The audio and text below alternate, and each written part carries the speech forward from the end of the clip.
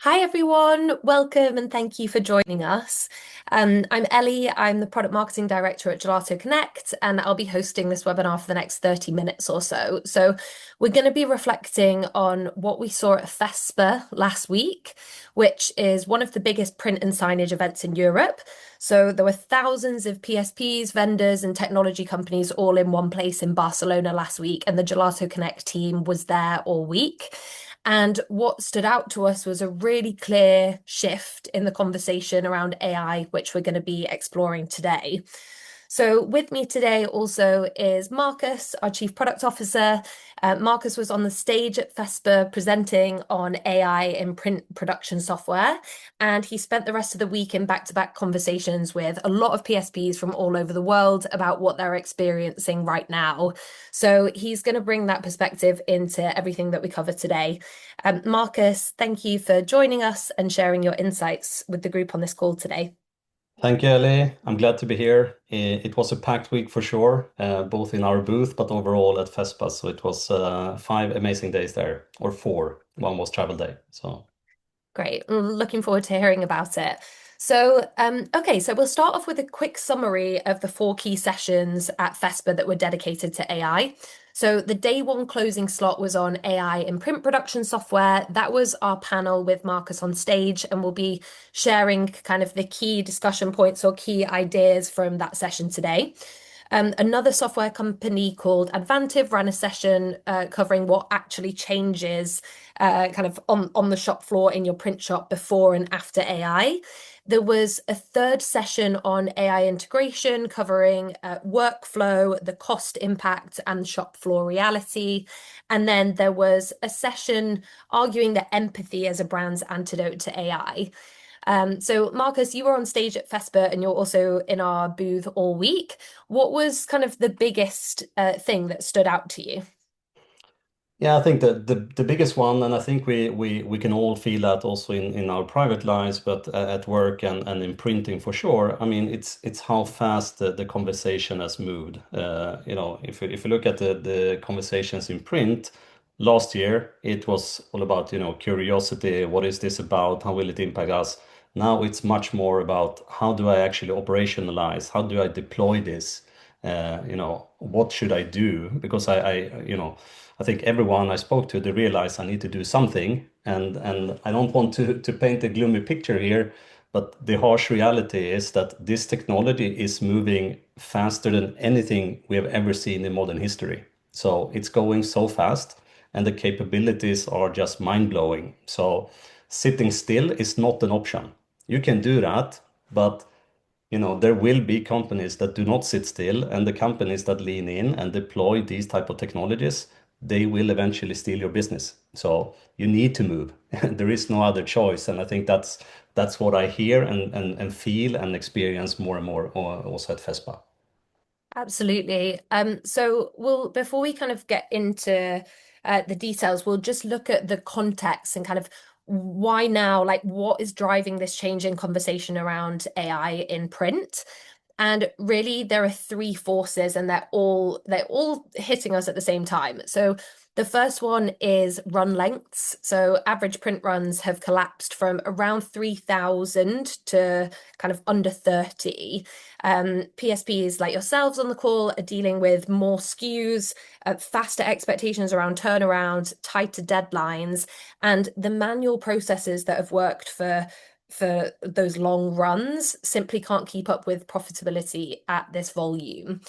The second one, so kind of the middle column here is about margins. So industry profit margins for print sit between 1 and 5%.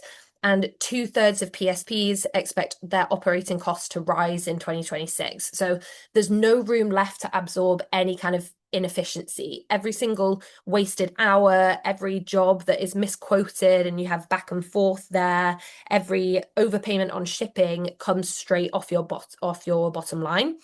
And then the third issue is around hiring. So 68% of PSPs struggle to hire skilled production staff.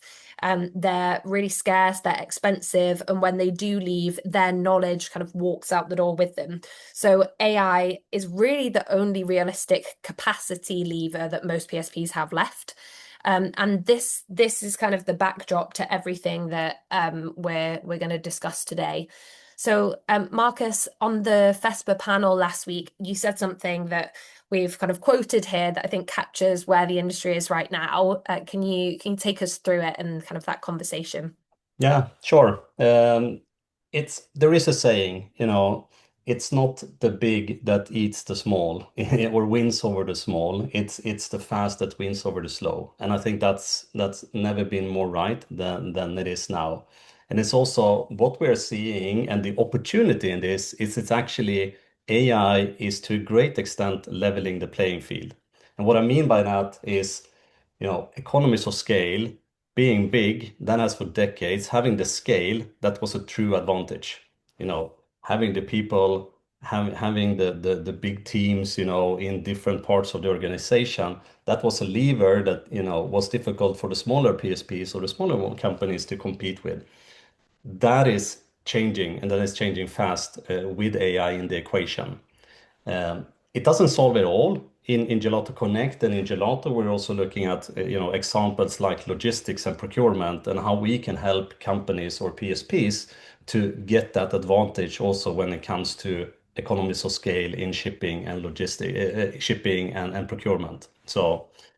But there is one important condition here. You need to be on the right platform. You need to be on, deploying the right type of tools for the right set of challenges or tasks. So if you're getting this wrong, it can, cost you a lot of money. It usually doesn't work, and you will be left behind. So there are important choices to be made, and I think that's an important call out also to speak about in this webinar. Definitely. So let's talk more about that. Yeah, you're kind of talking on the panel last week around integration. So like PSPs have to integrate. Like what does that look like, and what are we seeing? Which paths are we seeing PSPs take when it comes to AI? Yeah, so eventually, and what I spoke at and in the panel also at FESPA was there are fundamentally, two different kinds of AI that you can deploy, and we call it horizontal or vertical, or it can be, and the horizontal one. What we mean by that is those are the bigger models, the generic models. I mean, we have Claude, we have the OpenAI, we have the Gemini, etc. And I think there is a lot of excitement around, how can I deploy these tools in my production? And what we're seeing there is essentially companies or PSPs trying to, I'm deploying these more of generic horizontal models to do quotation or to help me with my e-commerce listings, or to, help me with inventory management and these kind of things. There is another path, which is more, okay, I deploy vertical AI tools. I deploy tools that are, integrated, you know, part of a bigger platform, part of a platform where you consolidate the data and can make decisions more holistically on the bigger set of data. Because we need to remember, without data, AI is not very good or cannot function. So that is, the path A and path B that we're showing on this slide. You can either go in the direction of trying to deploy generic tools for specific tasks, or you can go and bet on, I'm betting more of a centralized AI native type of platform that is actually integrated and more end to end. Okay, and it sounds like if that path B, which is kind of the vertical AI or like fully integrated, is better, but a lot of PSPs are potentially ending up on path A, which is like the standalone AI kind of spot solutions. Why is that happening? I think it's in a sense quite natural, right? You see that things are changing fast, and you want to lean in, and the first first area you can do is to take some of these models and start to play around, right, and see. And for some specific use cases, it can work. But what I heard from people I met at FESPA, and also people that has really tried to lean in with these type of more horizontal generic tools, is that you quickly hit roadblocks. But at an initially, it can looks like it's actually this is a faster path to this. it's actually cheaper. I take $20 and I start to deploy it. The problem is it's not only one that you need. You probably need many, many different tools. And then, keeping them up to date, keeping them integrated, keeping them running. I heard so many people speaking about guardrails and token cost and how that can actually go out of control very, very quickly. So it might look cheap on high level, but when you start to actually work with it and see what is needed, it quickly adds up. So, and I think the third thing here, trying to deploy this on top of what you already have, so you don't need to replace the existing MIS system or the existing systems that you're working with, it might look like a lower risk. But to me, and in my view, the risk is that you're betting on the wrong path and you're going into a roadblock that will eventually just slow you down. So I think these are some of the perspectives why I think it's natural to jump into a path A, so to say, where you deploy these more of generic tools. Yeah. And there was another theme that came up a lot at the booth that is kind of connected to this and these challenges, which was people talking about building their own AI tools. Can you tell us maybe a bit more about those conversations that you had? Yes. No, this is maybe one of the most common questions we get also when we show how we are approaching estimation or quotation with a pure native AI driven way, a way I haven't seen any other companies actually doing.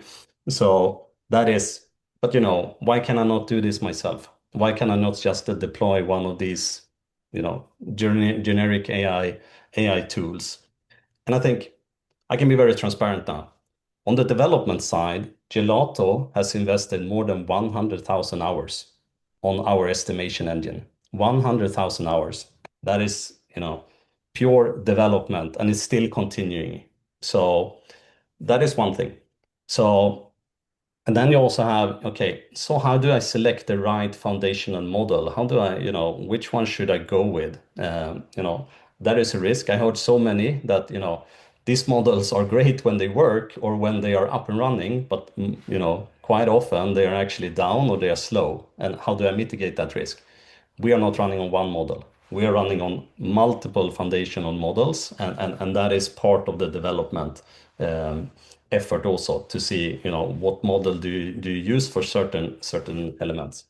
Maintenance, you should not forget, everything you build, you need to maintain, and you need to also host it and make sure you actually host it in a scalable way and in a cost-efficient way, because it can also very, very quickly consume quite a lot of money when it comes to storage, compute power, tokens, etc. Last but not least, I think it's something that is often overlooked. And we also hear in companies that are just using their own personal accounts on some of these more generic platforms and exposing very confidential data or you know data that you actually don't want to expose to competitors. So I think you need to be overall very careful, but also in terms of how you actually design the system and how you set it up. And like Gelato, for example, we're ISO 2701 certified, and that requires some of the aspects that might be hard to do yourself. hmm And just going into a bit more detail on this, specifically on estimation, in your conversations around the GelatoConnect Estimator, what are some of the kind of the risks of trying to build your own estimator that you were discussing in conversations at the event? Yeah, we've kind of got five summarized here that you discussed. Yeah, I mean the first one I touched upon that before. I mean data is essential. You need to have the data layer, otherwise, it will not perform the outcome that you want to achieve. And we are running with call it global training data and data from thousands and thousands of machines and estimates and PSPs. So with that, we can build an intelligence that is very, very hard to build by yourself. So, and again, this I touched upon before, One thing is to set up something, another one is to actually maintain it, making sure it sits on the right infrastructure, has the right integrations and keeping all of that up to date. My general comment is I would not deploy these type of tools myself when it comes to, mission critical production. They are fantastic when it comes to, sending emails, summarizing things, drafting text, etc. But you need to be careful what you're doing when you move into, mission critical production, so to say. Um, it's also not just if you take estimation as an example, you need to have all these data sets. That's point number three, essentially. So how does it connect to your full operations, all the prices, or the speed for different machines and different operations that you have, the shipping cost, the procurement, the inventory, etc. You need to link that all together and make sure that these tools have access to them in a way that they can actually use them in a predictable way. So point four is also make sure, or you need to make sure, otherwise I think you will lose out eventually if you are not driving, we call it the flywheel or the type of network effect where every quotation or everything you do is actually feedback into the system and the system, compounds over time and gets just more and more intelligent over time. So point five, um, I think everyone needs to think through what is actually my competitive advantage. What am I good at? And what should I do versus what I should not do? I mean, sometimes internally we take the analogy of climbing Mount Everest. If I was about set out to climb Mount Everest, would I start to build my own Gore-Tex, for the shoes, or would I actually buy that? And I think you need to think through what I'm good at. Is it, printing, delighting customers, or am I actually a software company? And I think that's a decision you need to take and decide upon fairly quickly. So. Yeah. Thanks, Marcus. So yeah, it sounds like this kind of builds into a stronger case for that second path that we were talking about, the vertical AI or like centralized AI on one platform rather than either trying to build your own kind of spot point like standalone AI tools or yeah, adding AI to every different part of your workflow. But what does that actually look like in the real world? Can you share some examples of PSPs who are already taking this approach?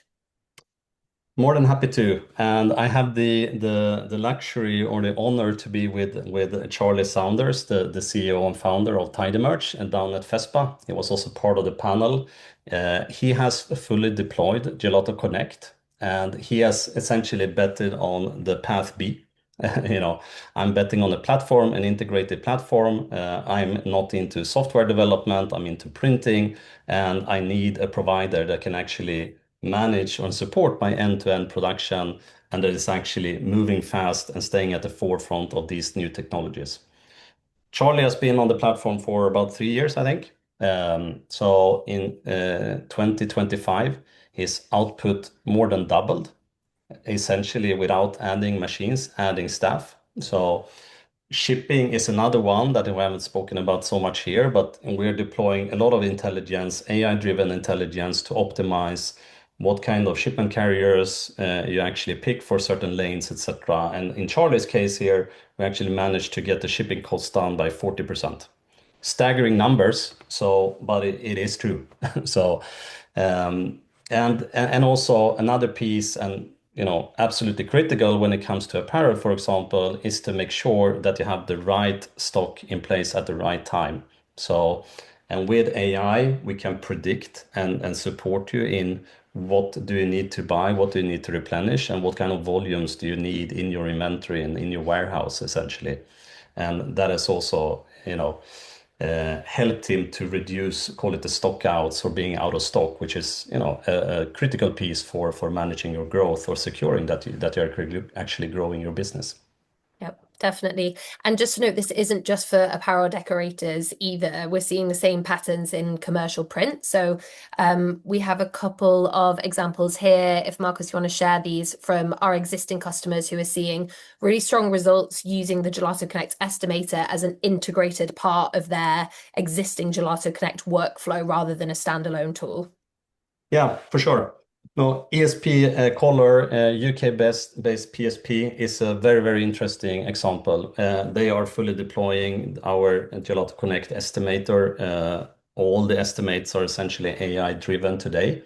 They're doing about 200 estimates per day, and the average time is essentially making a quote back to the customer in 15 seconds. And we will show you a bit later here how we're actually doing that. So the very interesting part here, it's not just about cost savings. He actually managed to, yes, increase the profit margin with 7 percentage points, but it's also, a growth lever. So, and I think that's if we go to the BSG example to the right here, with this instant quoting being the fastest one to quote on a job, it's actually, increases the chances quite dramatically of actually winning the job.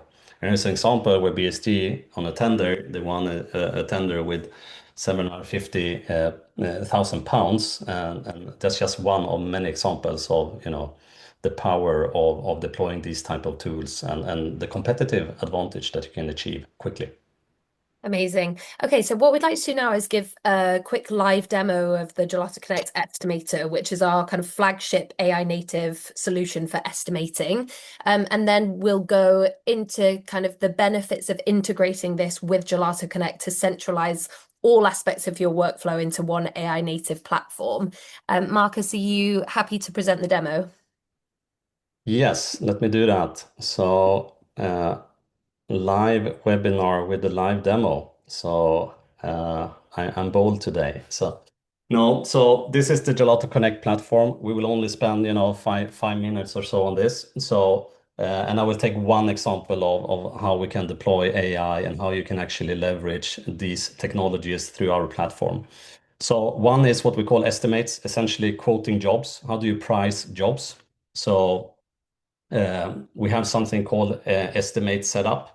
So in here, you can just add all your machines or your finishing equipment, the inventory, the substrates, the products, the pricing, the cost of labor, etc., etc. All of that is brought into this platform.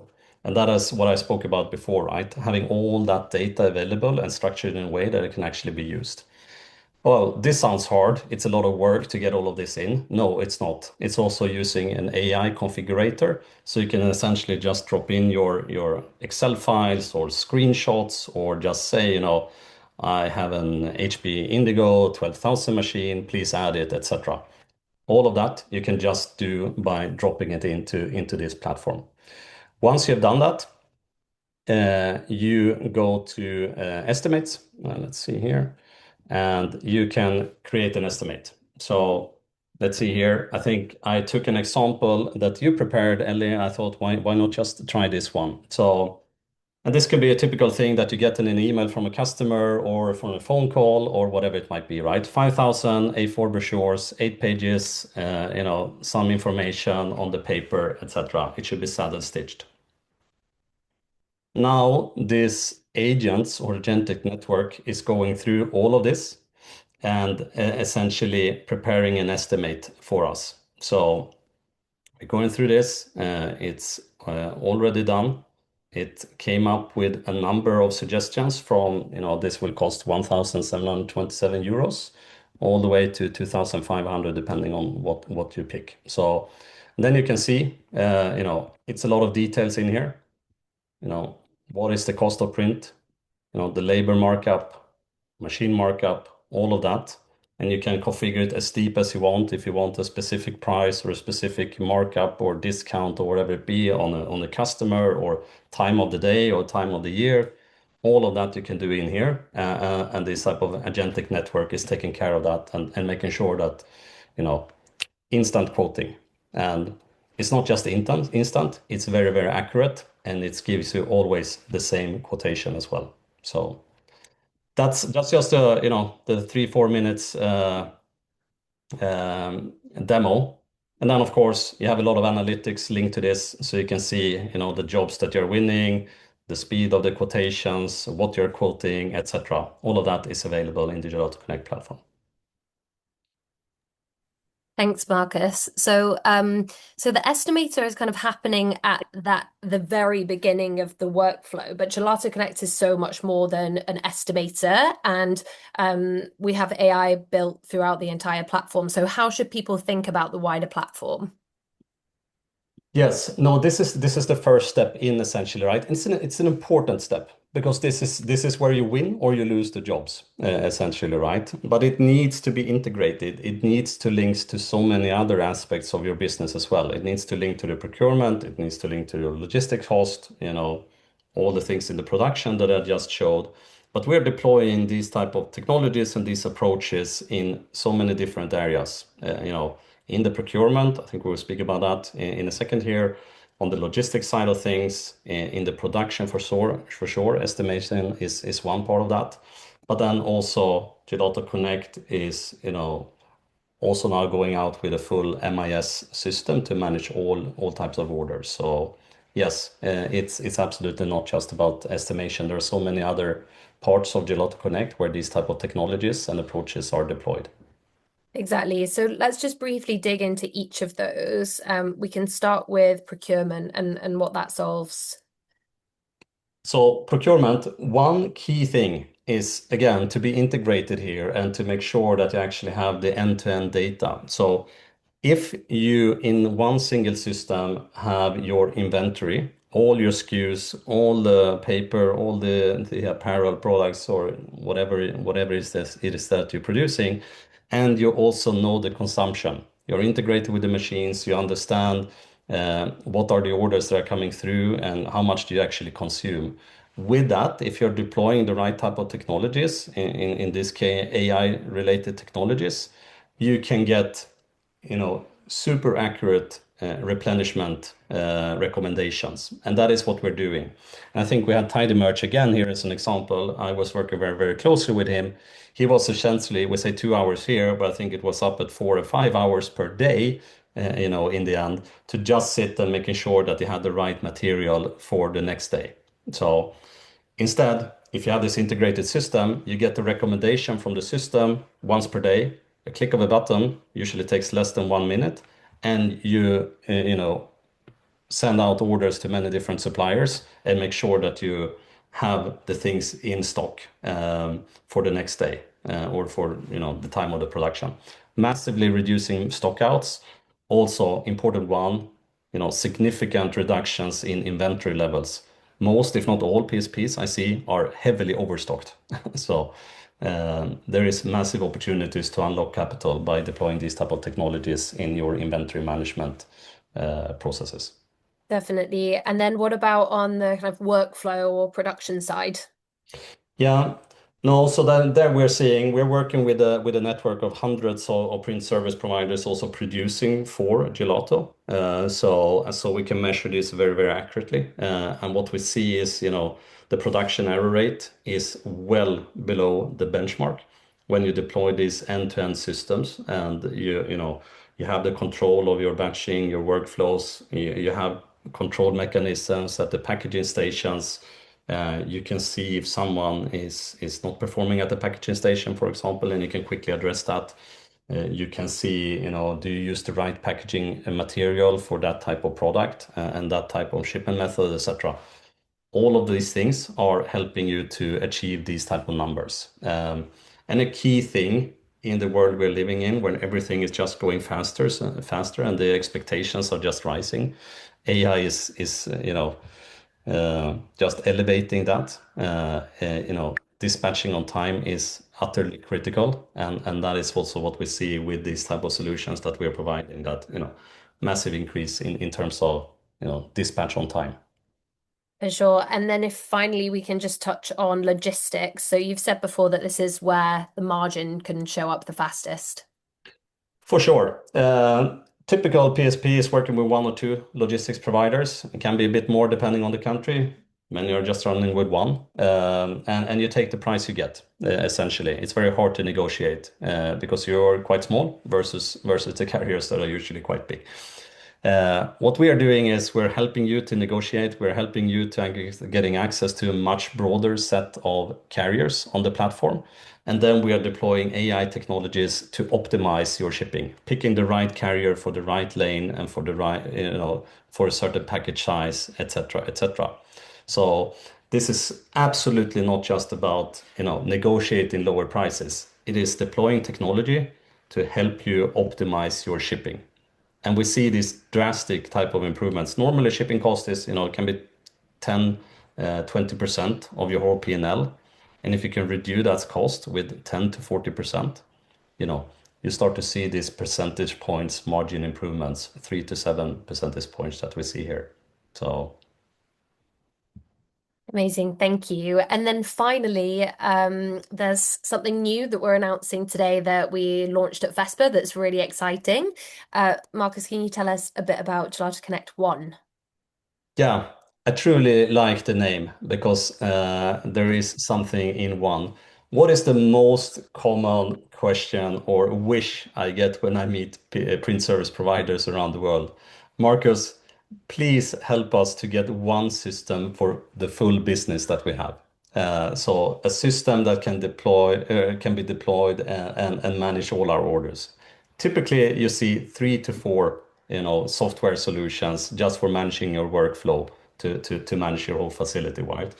What we're launching here is an AI-powered platform, call it MIS, that is essentially not just taking on your programmatic or automated type of work that we have been working with before, but we are taking on also your ad hoc type of work, job-based, so to say, all in one platform. So this comes with the estimator that we just showed you, job ticketing, proofing, scheduling, a scheduling that will be, natively based upon AI technologies that is being released here in June. So this one with the first set of modules was released, and launched here at FESPA, and we are right now onboarding the first set of customers. So we're super excited about this, and it gives you, a lot of opportunities to really get all the data you need to run an efficient business and being at the forefront of what AI technologies will be able to achieve today and going forward. Amazing. So, Marcus, thank you. That was quite a lot of ground to cover in half an hour, and we've gone over slightly, but I think the picture is really clear. So, I'm just going to bring it together with three things, three of our key reflections from FESPA that you can take back from to your team today. The first one is that AI is now a question of deployment rather than a debate as to whether to use it or not. So the question is now, how do we integrate AI in the most efficient and the most intelligent way for our businesses? Not should we integrate AI? And the second is that integration is the new advantage when it comes to scale. So the PSPs that we see and speak to who are pulling ahead are not actually the biggest ones. AI is kind of leveling the playing field with those smaller players, and they are the ones who are centralizing on one single AI native platform rather than either trying to build their own tools or like bolting on separate AI tools and features. And then, yeah, the third one is that trying to build it yourself can actually be a trap. So there are quite a few structural reasons that Marcus went through that show that the maths it doesn't work. The cost of development, the maintenance, hosting, and more can be a real challenge. So if any of what Marcus shared today resonated with you, here's what you can do next. You can book a 30-minute demo on your own job specs. So we can run the GelatoConnect Estimator demo that Marcus showed us a super quick overview of on your real quoting workflow, and then we can walk through what the rest of the platform could mean for your operation. So the link is on screen here. It's gelato.com/connect. And if you prefer, you can also reply to the follow-up email that you're going to be receiving soon with the link to the recording of this session as well. So we're just going to open up Q&A briefly. If you have any questions to drop in the chat. We've got a couple that have come in already. So Marcus, I'm just going to send these your way. The first one is, How can we make sure AI is not hallucinating with the estimator outputs? Yeah, that's a good question, and I think that was also a topic at FESPA for sure, and the experience that the PSPs had with this. I think it's, I think it links to the 100,000 hours we have deployed into this also. So, you need to make sure that you use the right model for the right task.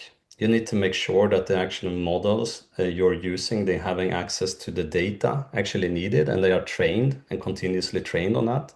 But you also need, it's not only 100% about AI here, it's also about software. And you need to understand, where should I be more deterministic, rule-based, versus where should I actually use the AI. And with that, you're building guardrails for avoiding the hallucinations and making sure that you get accurate, consistent results over time. And that is hard. And that is what we have invested a lot in, to make sure that our tooling for this industry is actually not hallucinating. Amazing, thank you. And then we've just got one more question. I would like to know more about the estimator. Is it possible to test it? For sure, it's available. You can sign up on GelatoConnect website. So you can go there and you can start a free trial. And also, as Ellie said, right, we provide you with links to that after this webinar. So you have all the information you need. So and I'm happy to connect with any of you to just show you a bit deeper demo and see what we can do for you. Amazing. Okay, well, I think they're all the questions that we have. So thank you, Marcus, for a really fantastic session. Thank you to everyone who joined us today. The recording and all of the links will be in your inbox very soon. And have a great rest of your day and hope to see you again soon. Thank you very much. Bye bye.